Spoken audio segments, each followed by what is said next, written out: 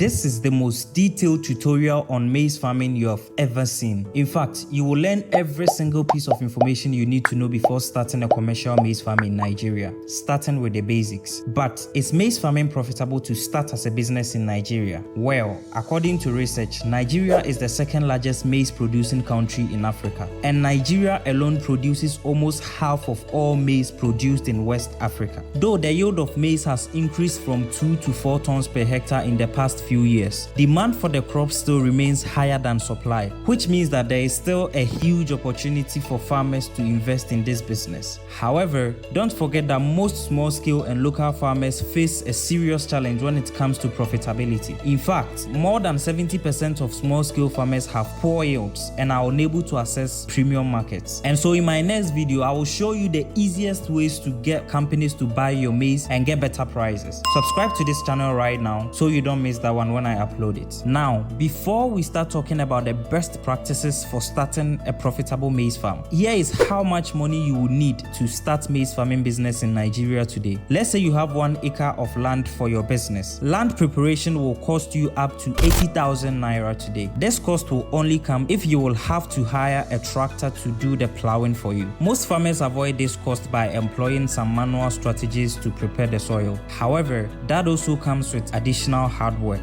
Buying seeds will cost you about 25,000 naira depending on the type of seed you want. And if you are wondering what type of seed you should buy, I will tell you the best seeds to buy in a bit. Sourcing fertilizers for your farm will probably be the most expensive aspect. For 1 acre plot of land, you will probably need 2 bags each of NPK and urea, and this can cost up to 120,000 naira. But again, I will tell you why you shouldn't spend this much on fertilizers in a bit. The next is weedicide. Weedicide will cost you a maximum of 20,000 naira today. Labor might also bring in some cost, especially if you are unable to handle the farm all by yourself. That can cost up to 50,000 naira also. And finally, if you are doing this in a dry season, you might also consider irrigation, and this can cost up to 150,000 naira. Using this as a rough estimate, you would need a total of 445,000 naira to start this business. Looking at the current yield and price per kilogram of maize in Nigeria, an acre farm can produce about 3,500 kilograms of maize, and selling this at an average price of 452 naira per kilogram, your 1 acre farm can make you a revenue of over 1.5 million naira with a profit margin of roughly 70%, which is a very good investment. In fact, it literally means that you can invest 445,000 naira in maize production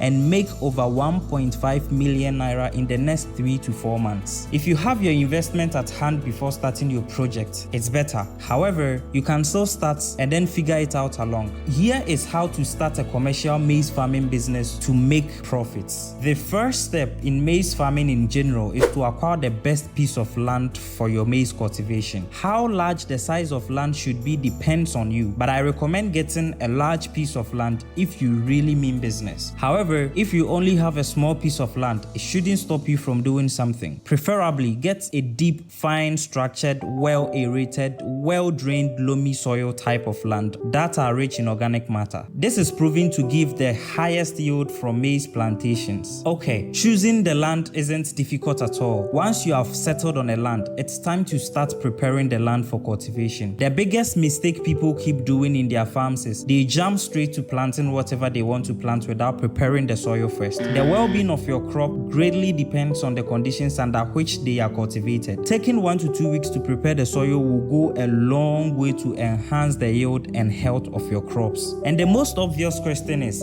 how do you actually prepare the soil? Well, it's simple. Remember I spoke of the recommended soil requirements for maize: a deep, fine structured, well aerated, well drained loamy soil. By soil preparation, this is what you want to achieve. Start by tilling the soil. This makes the soil loose and become fine structured, well aerated and well drained, and this ensures better growth and development of the seed into a mature plant. If it is not raining often during the time of cultivation, you should probably consider irrigating the soil for about 1 to 2 weeks before sowing the seeds. Remember, regardless of the soil type and the land you secure for your business, you should go through these same preparation stages. And once this is done, you should go ahead and choose your preferred seed type. Two main types of seeds are grown in Nigeria: the hybrid and the local seeds, or OPV. And there are hundreds of improved varieties of hybrid seeds that you can buy in Nigeria. If you mean business, then I would suggest you go with a hybrid seed, mainly because it has been genetically modified to give the best yield in Nigeria, and it is drought tolerant also, which literally means that it can still thrive in the midst of our weird and unpredicted weather. The hybrid seeds cost around 2,500 naira per kilogram, and you would need to buy about 10 kilograms for an acre plot, costing you a total of 25,000 naira. If you are going with the hybrid seeds though, you should never recycle the seeds, and new seeds should be obtained each year. I keep saying this a lot. The reason is that these seeds are manufactured such that after you cultivate and harvest, you can't grow the seeds again. If you do, the seeds will rot in the soil or will germinate but cannot grow, period. It looks like it's a deliberate strategy by the companies to make sure that you keep buying their seeds.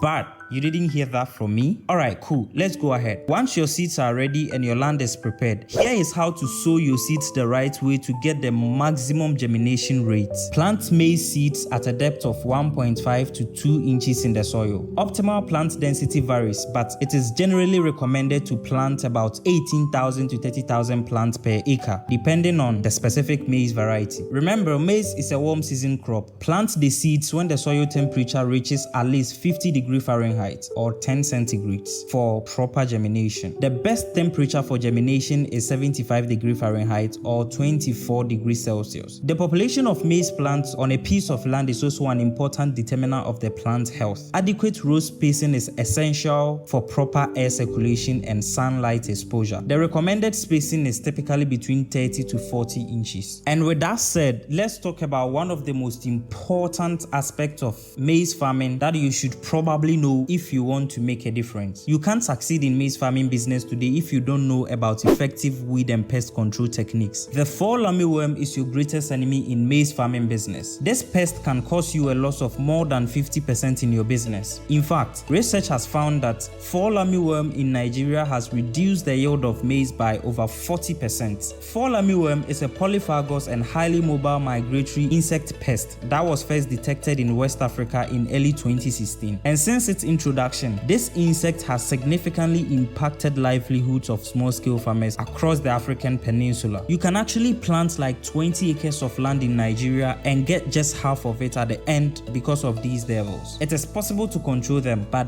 very expensive. Here is how you do it. After 4 weeks of germination, start visiting your farm frequently and look for signs of infestation. Here are some of the signs you should look for. Number 1, a white matter on the leaves. That's their eggs. Number 2, you should look for pinholes or window pane leaf damage. This is caused by small caterpillars feeding on the leaves. And also, you should look for droppings. That's a big red flag. If you find this on your farm, most of the times it's already been infested too much. Now, during scouting, focus on the newest 2 or 3 leaves emerging from the funnel, as this is where caterpillars like to feed and where moths lay eggs. Once you see a few plants infested, there are 3 classes of pesticides that are proven to be very effective against fall armyworm, and the first group is spinosines. This class of insecticide work by disrupting the nicotinic acetylcholine receptors of the insect's nervous system. This mechanism of action makes this class of insecticide very selective in destroying the target insects and leaving the beneficial predators. This is very helpful as it doesn't kill all the microorganisms in the soil as part of the target insects. Spinosines does not destroy only mature insects, but also their larvae and eggs. Some examples of this class of insecticide are Entrust and Success New. We also have the imamectin benzoates. It works by penetrating the leaf tissue and forming reservoir within treated leaves, which provide residual activity against pests that ingest the plant substance when feeding. Examples of imamectin benzoate you can use to control fall armyworm are Affirm and Proclaim. The last class of insecticide I personally find effective against fall armyworm is the chlorantraniliprole group. Chlorantraniliprole binds to a specific receptor in the muscles called the ryanodine receptor. When the chemical binds to this receptor, it causes muscle cells to leak calcium. The muscles stop working normally, the insect is paralyzed and and dies. Some examples of this group are Altacol and Coragen. Once you have your insecticide figured out, spray your farm at least once in 3 weeks depending on the particular insecticide you get. This is essential because fall armyworm is very persistent and migrates so quickly from farm to farm. For instance, if you treat your farm and there is a nearby farm that is infested, well, expect to see your farm infested again as soon as the chemical loses its power. And this is why you need to keep treating your farm until the plant starts to silk. At this stage, if your farm isn't heavily infested, the plant will be healthy until you harvest, even without additional treatments. Maize takes about 12 to 16 weeks to reach maturity. Hence, you may need to spray the farm at least 3 times in 3 weeks interval, depending on how persistent your farm gets infested. Note that I am unable to recommend any dosage of any of the chemicals since I do not know what specific agrochemical you will get. I advise that you use it as prescribed by the chemist at the shop you buy it. Now, with weed control, if your farm can be weeded manually, that's the perfect solution, as you would not need to worry about the effect of herbicides on your farm. However, if that is not possible in your case, depending on the size of your farm, you may still have options like post-emergence herbicides. The last thing you would want to do is sow your seeds,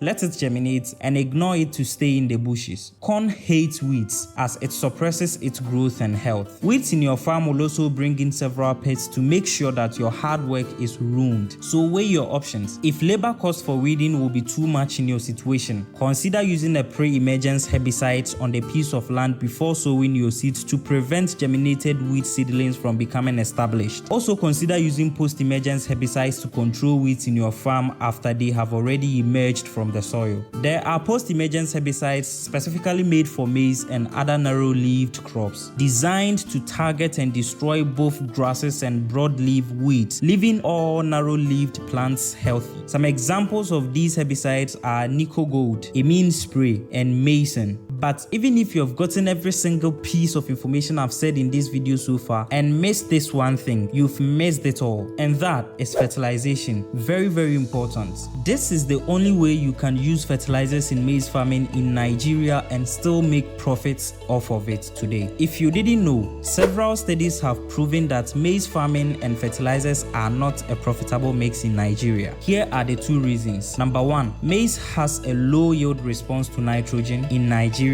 and number 2, high acquisition cost of fertilizers. The cost of fertilizers is so high that it accounts for almost half of all the cost involved in maize production. However, it doesn't seem to even impact your yield in any significant way. So I have come up with this fertilization strategy to cut down the cost of fertilizers and at the same time achieve a better yield and crop health. Here's the deal: do not buy a separate starter fertilizer. At the early stages of the plant growth, maize needs so little to no nitrogen and can do just okay with the natural soil. Wait until the 4th to 5th week after germination and buy NPK fertilizer with a higher nitrogen content. At this stage, maize plants start to need nitrogen in large amounts. Therefore, buying this fertilizer at this stage will be a wise use of the resources. By doing this, you have cut the cost of fertilizers by 50%, as you would not need to buy both NPK and urea. However, if you have the money and you would want to try the normal way of applying fertilizers to see how your crops respond to it, I have made a complete tutorial on how to fertilize maize farms the right way, and I've included the link in the description box below. And if you can do all of these things effectively, it boils down to one thing: effective planning. Watch this video on how to write and execute a business plan for your maize farm step